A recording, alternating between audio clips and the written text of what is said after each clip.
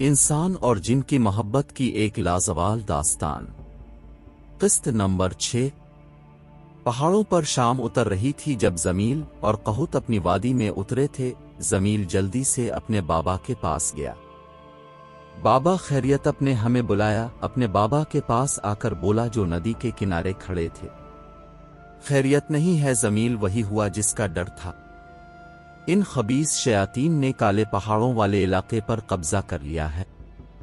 तुम्हें इन शैतानों को अपने अंजाम तक पहचाना है, यही बताने के लिए मैंने तुम्हें बुलाया है। उन्होंने जमील की तरफ देखते हुए कहा, उनकी जुर्रत कैसे हुई हमारे इस इलाके पर कब्जा करने की? उनको फना करके रख दूंगा।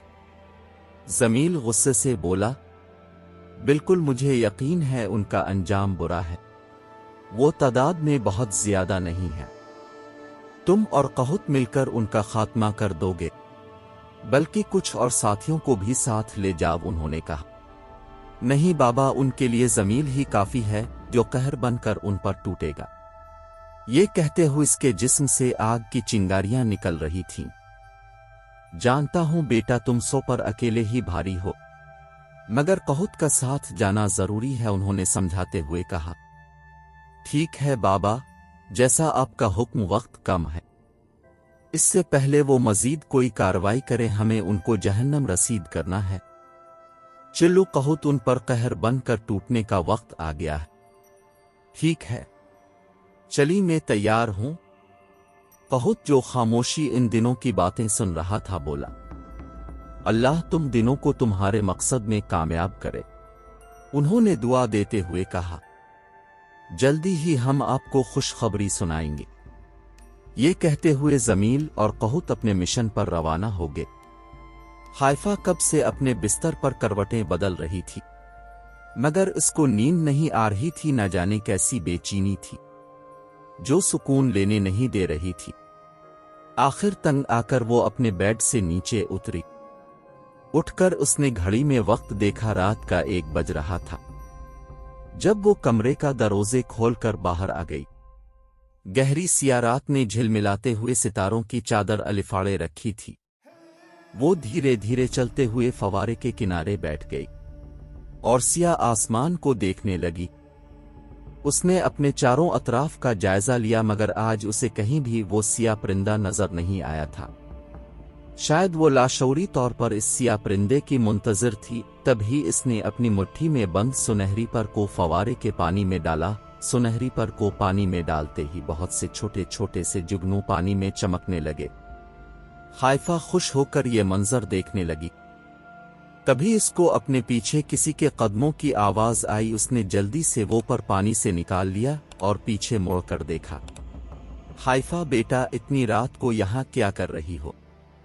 शेख कमाल, जो पानी पीने उठे थे, इसको फवारे के पास बैठा देखकर बोले, बाबा नींद नहीं आ रही थी इसलिए यहां आकर बैठ गए। वो बोली, बेटा जावे, अपने कमरे में इतनी रात को यूं बाहर नहीं बैठा करते हैं। शेख कमाल समझाने वाले अंदाज में बोले, जी बाबा, ठीक है। हाइफा अपने कमरे की तरफ जाते हुए बोली और जल्दी से अपने कमरे में आकर बिस्तर पर लेट गई। वो इस मंजर के बारे में सोचने लगी। इन चमकते जुगनुओं के बारे में सोचते हुए न जाने कब उसे नींद आ गई। नीम तारीक कमरे के एक कोने में आग जलाए, सिया लिबास पहने, सुर्ख आंखों वाला आदमी अपनी आंखें बंद किए कुछ पढ़ने में मशगूल था। तभी एकदम से कमरे में धुआं सा भरने लगा। ये धुआं सिर्फ चंद लम्हे रहा, क्योंकि वो धुआं अब एक सियाहियोले की शक्ल इख्तियार कर चुका था। सुर्ख आंखों वाले आदमी ने अपनी आंखें खोली। तुमसे एक छोटा सा काम नहीं हो सका क्या? तुम्हारी इतनी सी ताकत है, तुम इस एक इक्किलिए का मुकाबला नहीं कर सके। मेरी सारी मेहनत जायल कर दी। और गुस्से से सामने खड़े हुए ह्योले को देखकर बोला, दफ हो जाओ मेरी नजरों के सामने से, मुझे तुम्हारी कोई बात नहीं सुननी।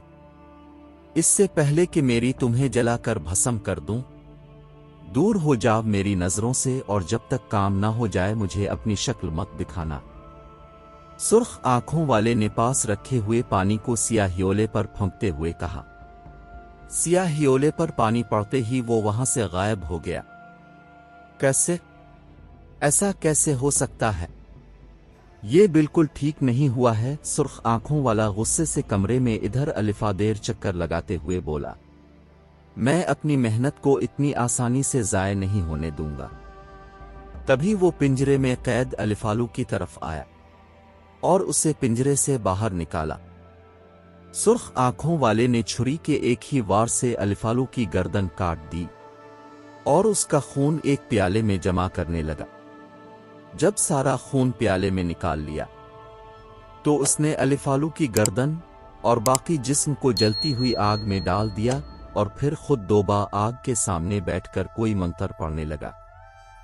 रात के 2 बजे थे जब हाइफा के कमरे की खड़ी खुली हुआ से खिड़की का पर्दा अलिफाड़ने लगा। तभी जमील हाइफा के कमरे में दाखिल हुआ। थोड़ी देर पहले ही वो उन शयातीन का खात्मा करके आया था जिन्हों ने इलाके पर कब्जा कर लिया था। वो बहुत खुश भी था कि आज एक बार फिर उसने बुराई को उसके अंजाम तक पहुंचा दिया था।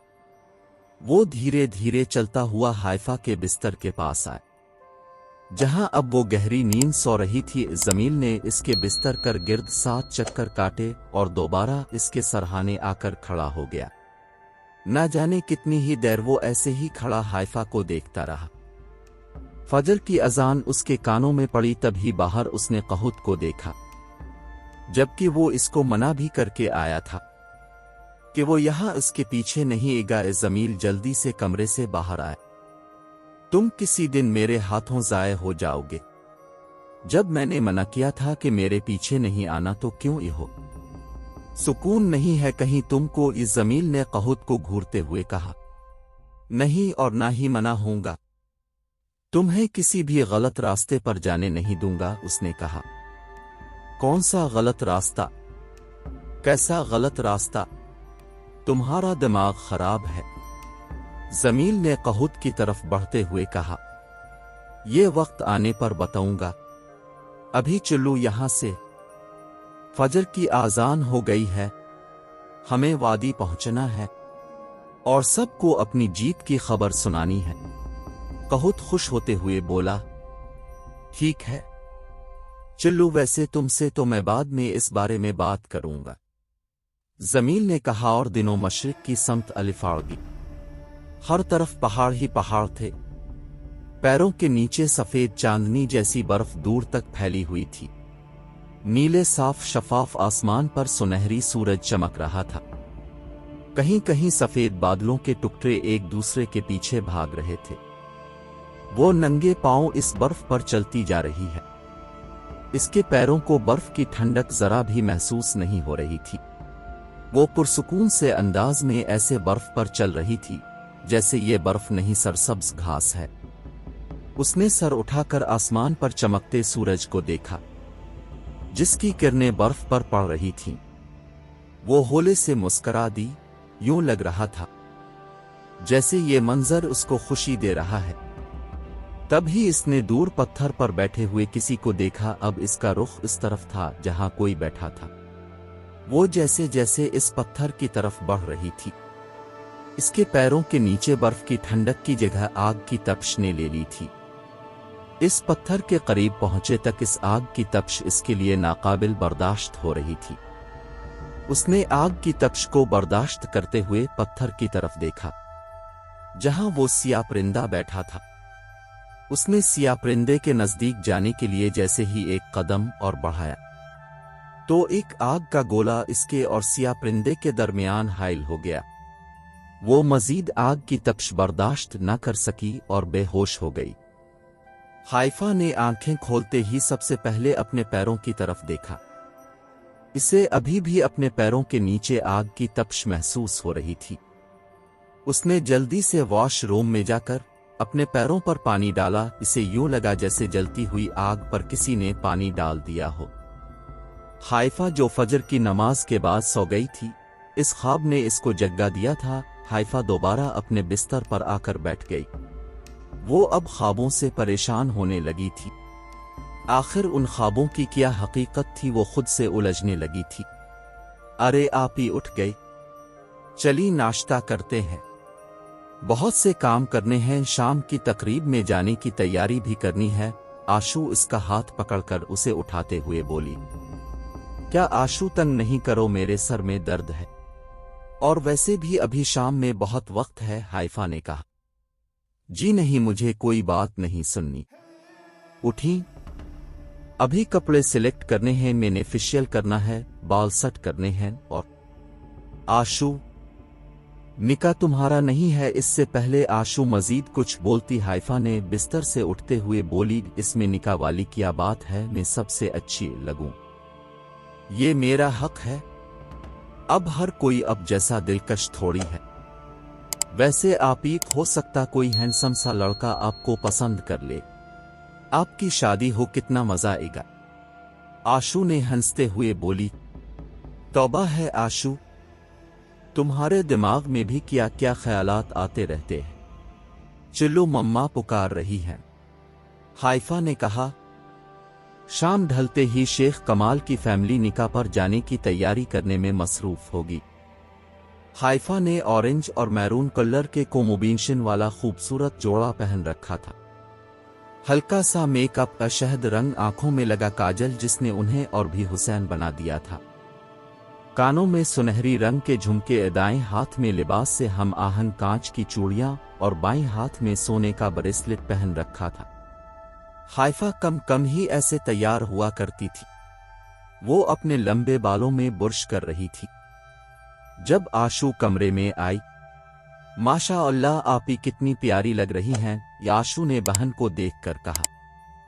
तुम भी बहुत अच्छी लग रही हो। आशू, जिसने लाइट ब्लू कलर का ड्रेस पहना था और मुनासिब से मेकअप कर रखा था, हाइफा उसे देखकर बोली, अच्छा, अब मुझे बुतों में बालों का क्या स्टाइल बनूं? मुझे तो कुछ समझ नहीं आ रही है, हाइफा ने कहा। शुक्र है मैंने इतने लंबे बाल नहीं रखे हैं, आए मैं बना देती हो अब के बाल। आशू ने अपने रस में कटे हुए बालों को देखकर कहा। आशू, तुम्हारे बाबा का रुमाल नहीं मिल रहा है, कहाँ रखा है? तभी ज़ुबैदा बेगम ने आशू को आवाज देते हुए कहा, जाओ आशू, तुम मम्मा की बात सुनो, बाल मैं खुद ही बना लेती हूँ। हाइफा ने कहा। अरे नहीं आपी, मैं बस 1 मिनट में आई। मम्मा की बात सुनकर आशू कमरे से बाहर जाते हुए बोली, पहले ही देर हो रही है, ऐसा करती हूँ सादा सा जोड़ा बना लेती हूँ, ये ठीक रहेगा। हाइफा खुद से ही बात करते हुए बोली। इसी लम्हे कमरे जमील तेज हुआ का झोंका बनकर दाखिल हुआ और हाइफा के करीब आकर खड़ा हो गया। हाइफा ने जैसे ही बालों को बांधने के लिए जोड़ी पिन उठाई तो वो टूट गई। हाइफा ने फिर पिन उठाई, वो भी टूट गई। ये शरारत जमील कर रहा था। तुम खिले बालों में ज्यादा अच्छी लगती हो। तब ही वो हाइफा के करीब हुआ और उसके कान में सरगोशी करते ही गायब हो गया। हाइफा ने घबराकर कमरे में आसपास देखा, वहां कोई नहीं था। उसने ऐसे ही बालों को खुला रहने दिया और जल्दी से दुपट्टा सर पर लेकर कमरे से बाहर निकल आई। मैं आपको ही बुलाने जा रही थी, आप ही बाबा कह रहे हैं, देर हो रही है, चली। आशू ने हाइफा को देखकर कहा। थोड़ी देर बाद ही शेख कमाल की फैमिली तकरीब में शिरकत करने के लिए घर से रवाना हो गई, मगर वो लोग नहीं जानते थे वो सिर्फ 4 लोग तकरीब में नहीं जा रहे, कोई और भी है जो उनके साथ आज की रात इस तकरीब में शामिल होगा। इस कहानी का बकिया हिस्सा अगली किस्त में मुलाहजा करें। शुक्रिया।